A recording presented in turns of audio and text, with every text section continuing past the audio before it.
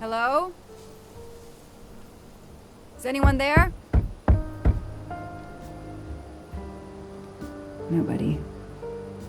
I can't just waltz in without a warrant. Hello? Is anyone there? Nobody. I can't just waltz in without a warrant.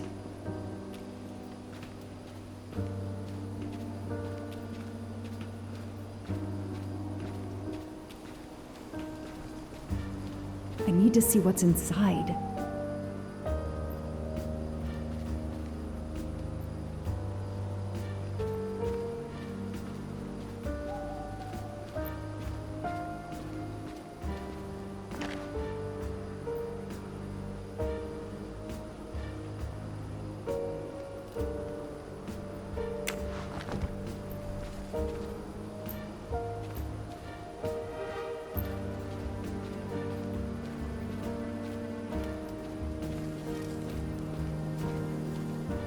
That window is too high to see through. That barrel is sturdy enough. I could climb on it.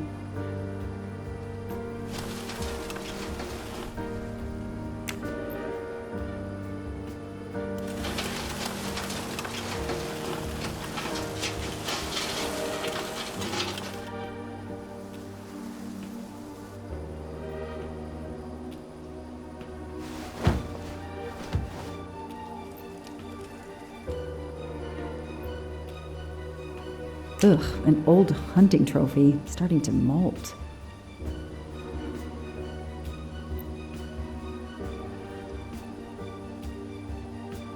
Empty wine bottles. Somebody has been here lately.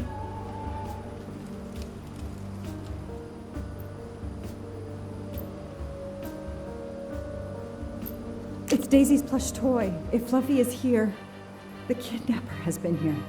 I have to get inside this cabin.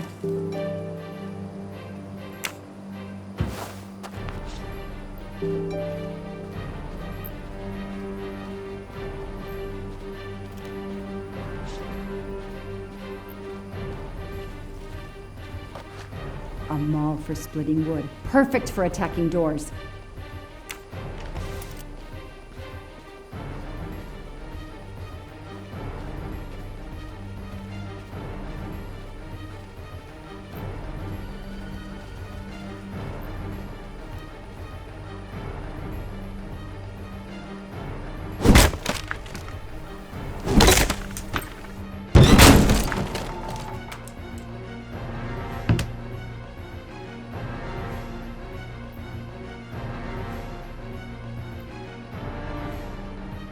Look at that.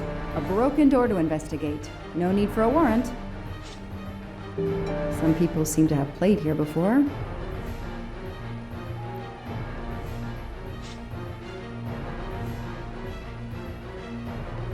The floor is scratched and worn in this area. The sofa must have been moved a lot.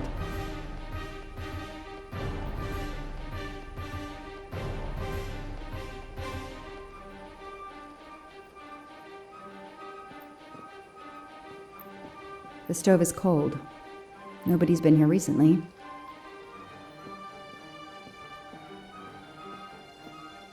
A lot of tools. I guess somebody noticed the cabin was about to fall down. Some boxes. I wonder what they were used for.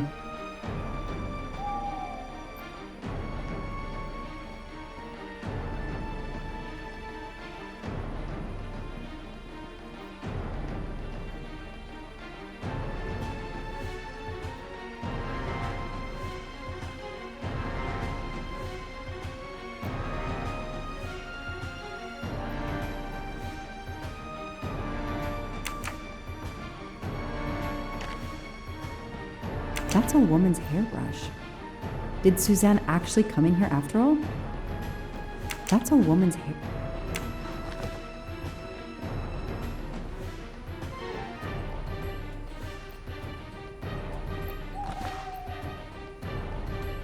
This bottle comes from the Blue Lagoon.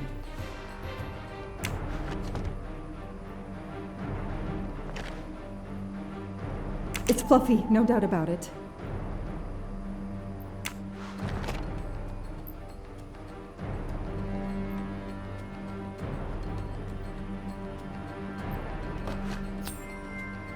Help yourself, Joanna. You earned it.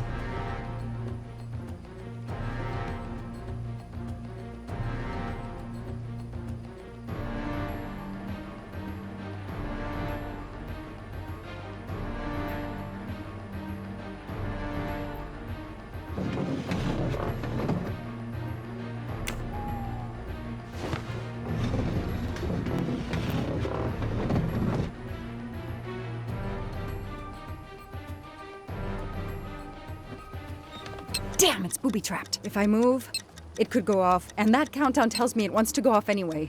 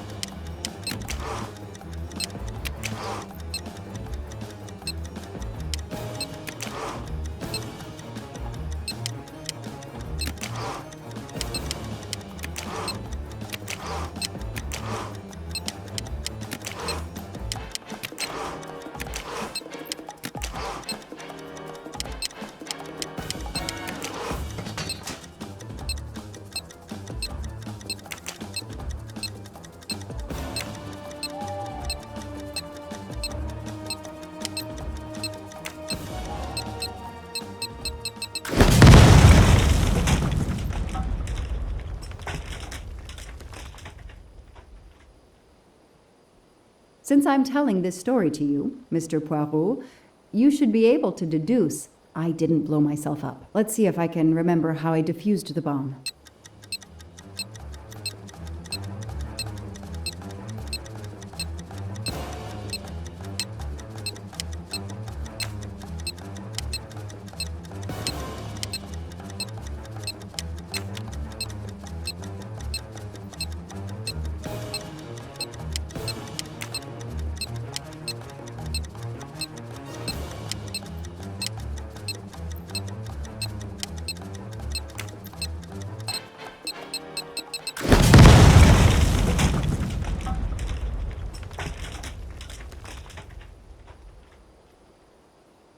Since I'm telling, let's see if I...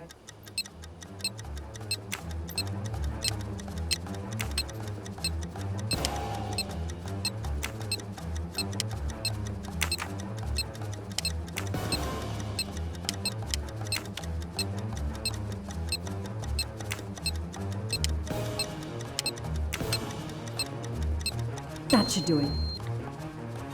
Wow, I wonder if that's how close it was. This would have ended my investigation right here.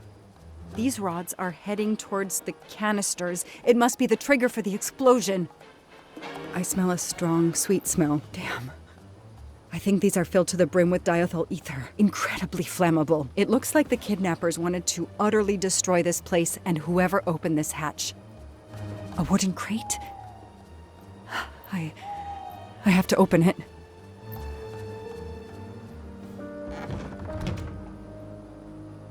Oh no. Daisy. No. I called in my discovery of the body. Then there was nothing I could do except protect the site for forensics.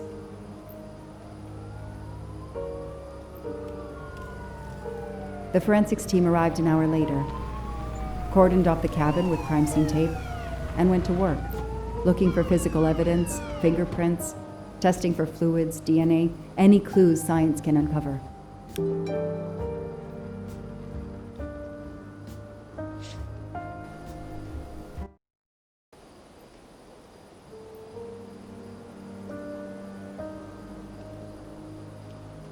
They removed Daisy's body.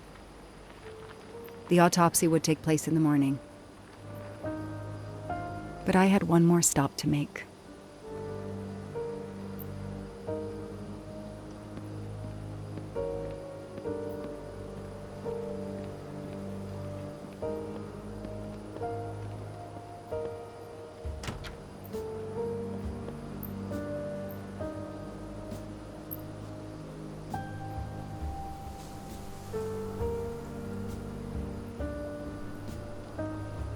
Oh no!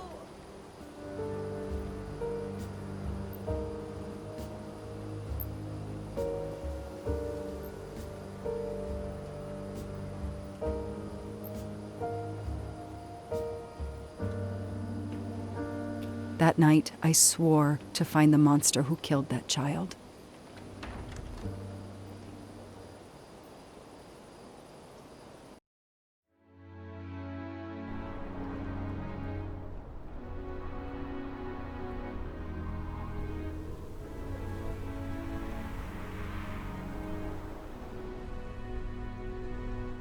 Ratchet on train saw me?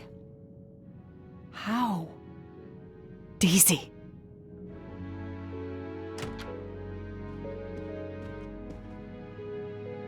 She was awake?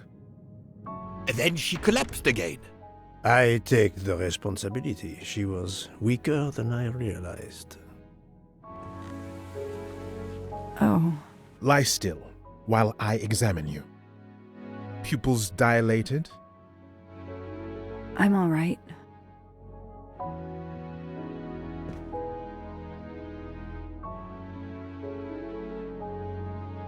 You are far from all right. You have been heavily sedated. Your pulse is very weak. I have to finish my story. Ratchet can't escape again. Can't escape. Have no fear of that, mademoiselle. Ratchet will not escape. We must hear her story. This woman needs rest. I will let you know when she is recovered enough to continue. But I warn you, it will be some time. I understand, Doctor. Thank you. I have completed my preliminary examination of the deceased. I think that it will interest you. Indeed it will. And I have other witnesses to interrogate. You are right. Let's not put this poor woman in danger. There will be plenty of time for her to finish her story when she has recovered. By all means, tell me the results of your examination.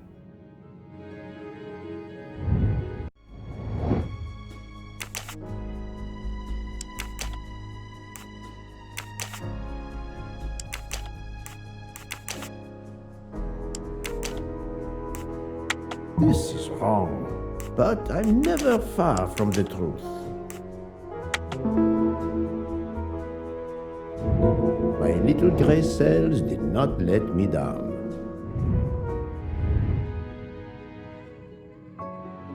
Can you estimate the time of death? Rigor mortis was advanced. but not complete. I estimate the death occurred between midnight and 2 in the morning. That tallies with the witness statements I've collected so far. What is the cause of death? Multiple stab wounds to the upper torso. It's odd there are no signs of a struggle. That might indicate one of the first wounds was enough to kill him. It seems that Monsieur Ratchet had taken sleeping pills during the night. Ah, that would explain the lack of defensive wounds. What can you tell me about the stab wounds? I counted 12 in all. 1 or 2 are so slight as to be practically scratches. On the other hand, at least 3 would be capable of causing death. The angle of the wounds is instructive. Most appear to have been struck by a right-handed person. But you see, this one, under the right armpit, it's not a deadly blow given the depth, but a right-hander couldn't have done it. It was most certainly struck with the left hand. So, our murderer is left-handed. No, it is more difficult than that, is it not? As you say, Mr. Poirot, some of these other blows are just as obviously right-handed.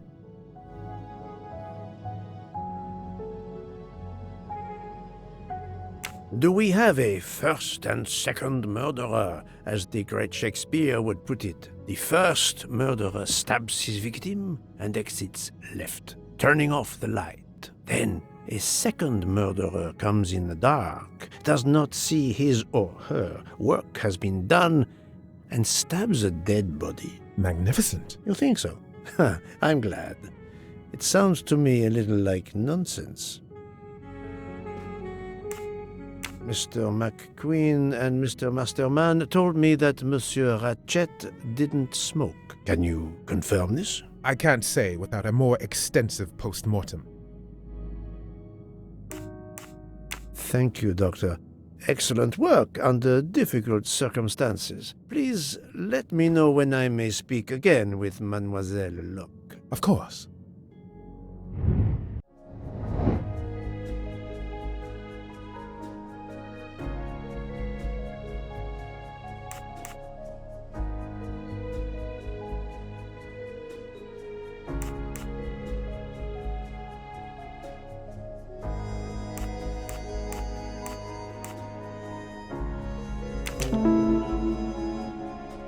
Yes, that's certainly a good place to start.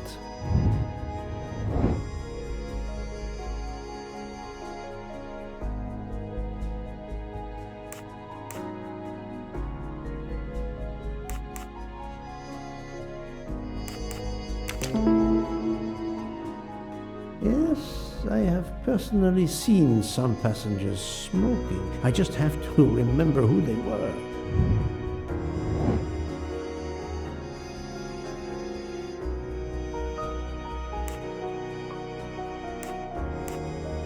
No, I have no official authority. Anyone could refuse to let me search their belongings. No, this is a tenuous clue at best. I still have more important interrogations to conduct.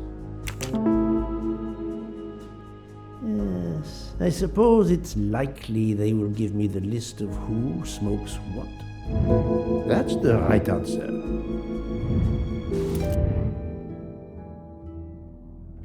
How is Mademoiselle Locke, Doctor? Her vital signs are improving, but she is still unconscious. I understand. Thank you for looking after her.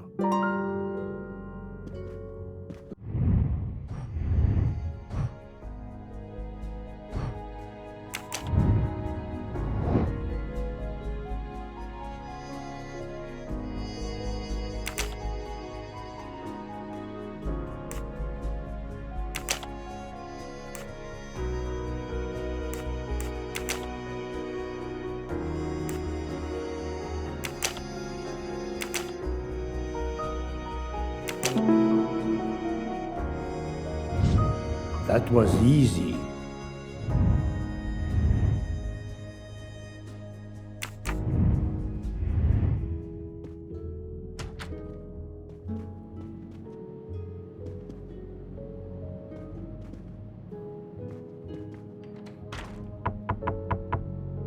Captain Arbuthnot, I beg your pardon, but could you answer a few questions for me? I'm grateful you found my ticket, Poirot, but now is not convenient. I certainly didn't expect such a resistance.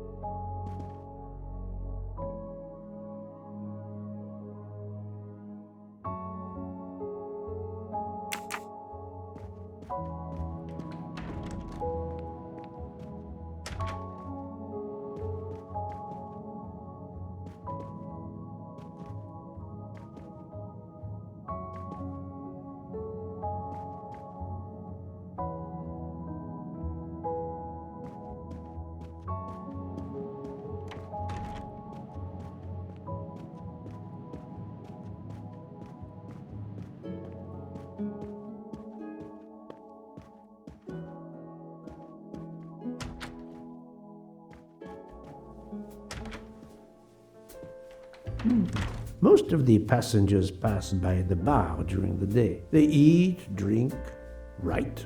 Maybe I can use this information for my investigation.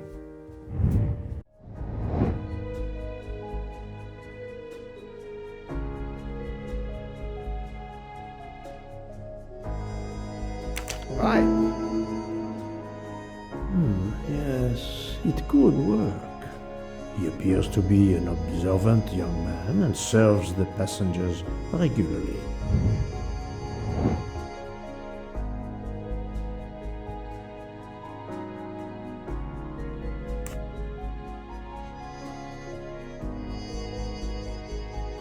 Good job. Yes, if I ask them to write something trivial, they may do it instinctively with their dominant hand.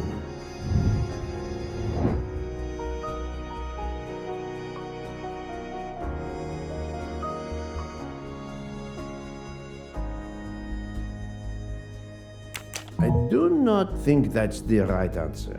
Given all his regular duties and the number of passengers he serves, it is unlikely Mr. Michel could pay attention to this kind of detail while interacting with them. Adequate. Yes, I will remember which people use their right or left hand. My little gray cells did not let me down.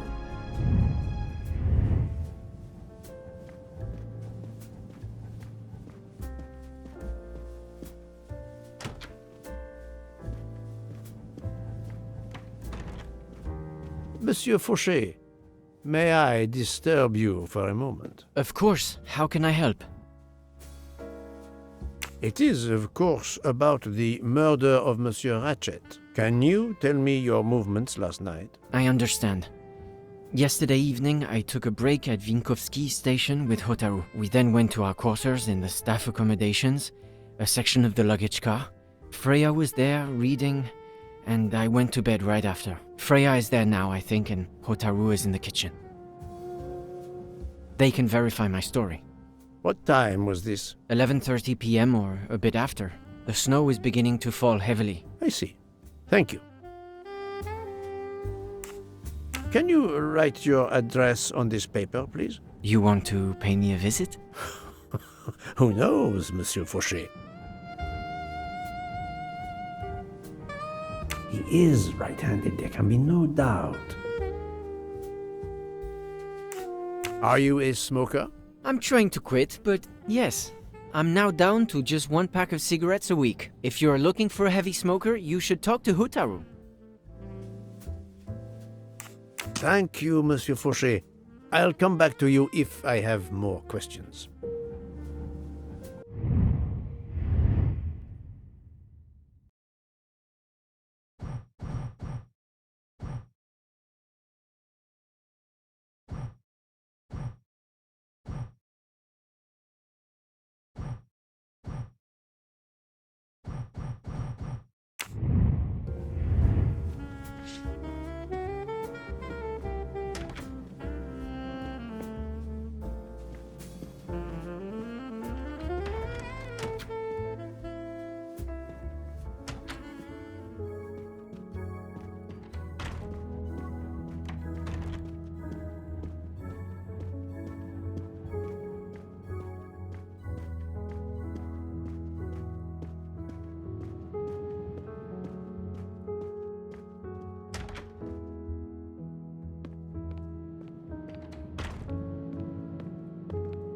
It's locked.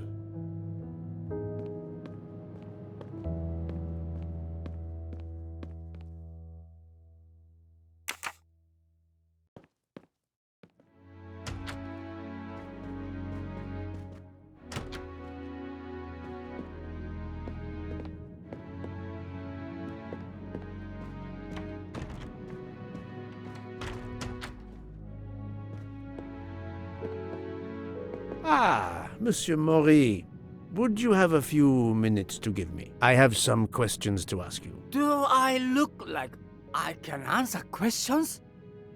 The room is spinning. My head is about to explode. You were celebrating last night? Celebrating? When Freya always wins. What am I saying? If you want my answers to your questions to make sense, help me recover. You see there, the magnet on the fridge.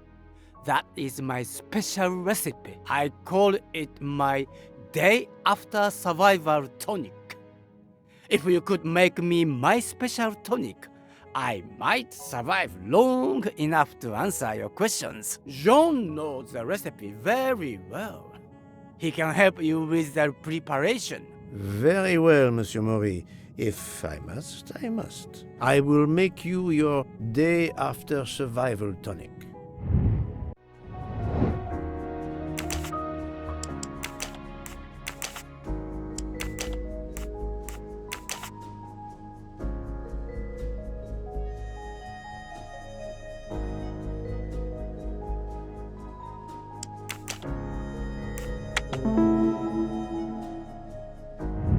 I'm right again. That happens to me a lot.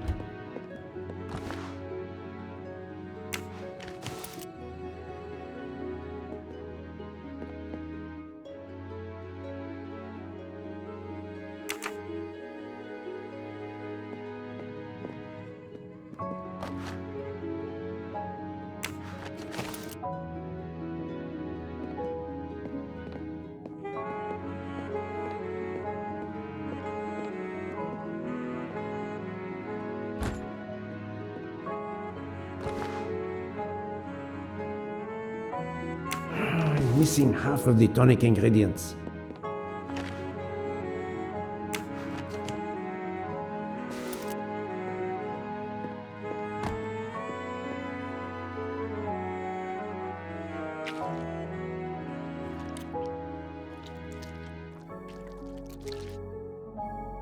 I have all the ingredients for Monsieur Maury's tonic. I have to go and see Monsieur Fauchet so he can prepare it for me.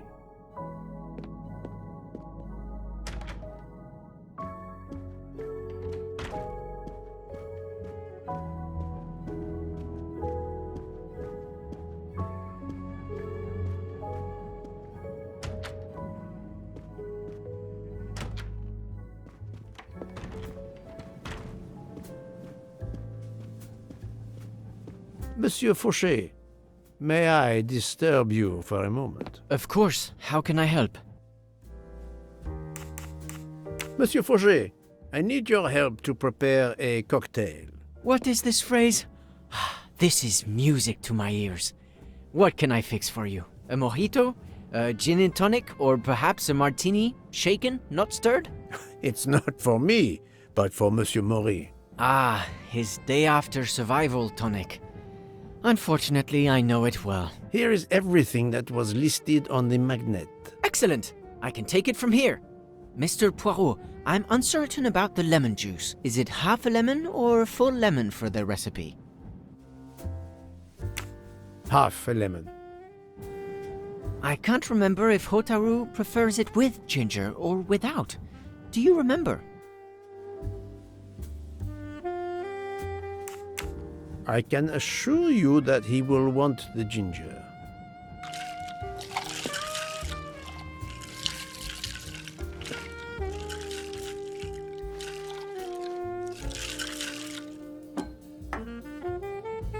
There you are, sir.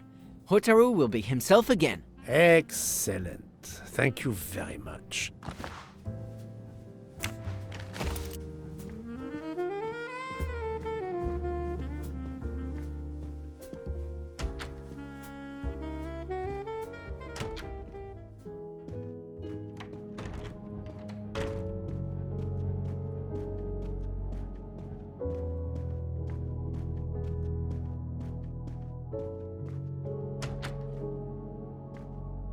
Here you go, Mr. Mori. I hope this will help you. Thank you very much. Please give me a moment while this takes effect. It will be a while, I'm afraid. But I will not move from the kitchen. Since I have to wait, do you know where I can find Mademoiselle Nielsen? She is in the staff quarters in the luggage car. If the door is locked, John will have the key. Thank you. I will return. I hope you have a speedy recovery.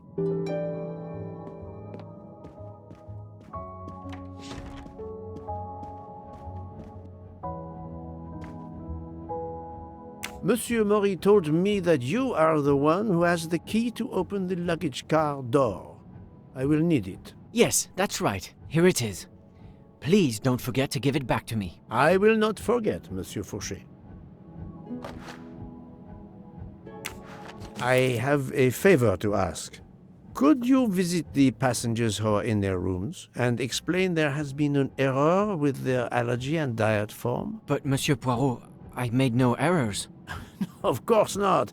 Call it a computer error. Yes, it is possible, but even if I can see this is part of your investigation, I do not understand it. I would ask that you observe which hand each passenger uses. Ah, you wish to know if they use the right or left hand when they write? That is my intention. I will take on this mission for you. Excellent.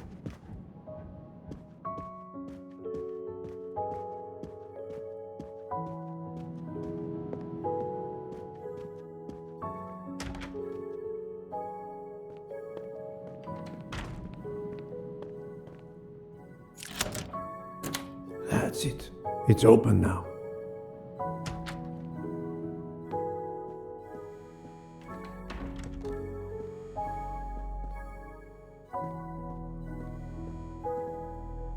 Hello, Mademoiselle Nielsen. May I ask you a few questions? I don't have a minute. My career is ruined, and it's not my fault. But how did this terrible thing come to pass? My supplies, passenger luggage, our living space. There is so little room. I gave the cargo handlers in Istanbul strict instructions how to stack my crates containing the ingredients I need for my desserts, so as one box is used up, it can be discarded. And these fools of cargo handlers did not follow your instructions? Ignored completely. I have 4 crates that must be moved from there to here to correct the order they are stacked. But placing the wrong crate on top of a smaller crate will crush it, its contents, and my career. Calm yourself, mademoiselle. I understand. So, the problem is these 4 crates must be moved there, but carefully. Yes. I have to move these 4 boxes from this location to here. But there is not much space to move the boxes, and I have to be careful never to put a bigger box on top of a smaller one, or the smaller crate will be destroyed. The problem is clear. I shall assist you.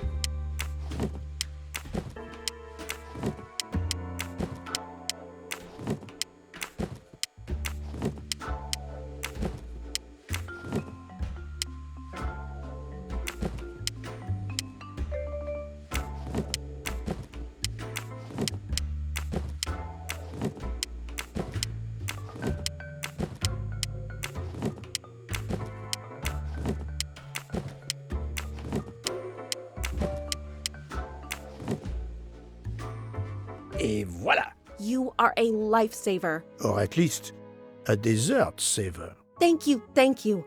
I will gladly answer your questions.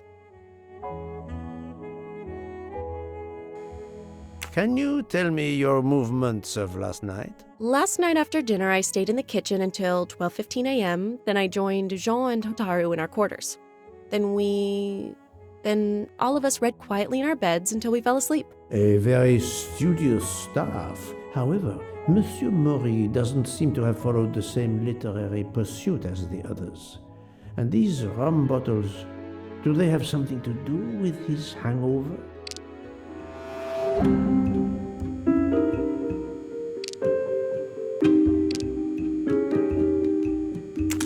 I rather think that you didn't just read last night. What makes you say that? I spoke to Monsieur Maury. He seemed to be quite hungover. He even asked me to make him his day after tonic. He blurted out, "Freya always wins." Wins what? Looking around, it is clear you were gambling and drinking most of the night. You don't understand. It's late when we're off duty, but we need to unwind. And now there's been a murder? Yes, I admit it. We went overboard last night. But please don't tell Mr. Book. It's against regulations. We could all be fired. Mademoiselle, I realize your difficult jobs have been made more difficult. But as you say, there has been a murder. I must have the truth. Of course. I'm so sorry. It's not such a crime. I'll leave it there and check in with Monsieur Fauché.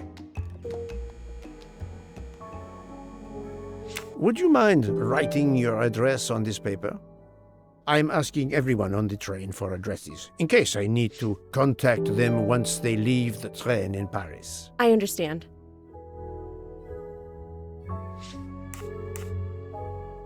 Yes, that's it. Mademoiselle Niersen is right-handed.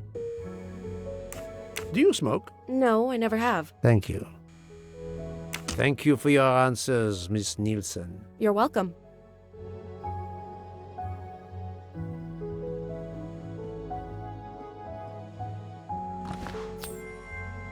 Another golden moustache to treasure.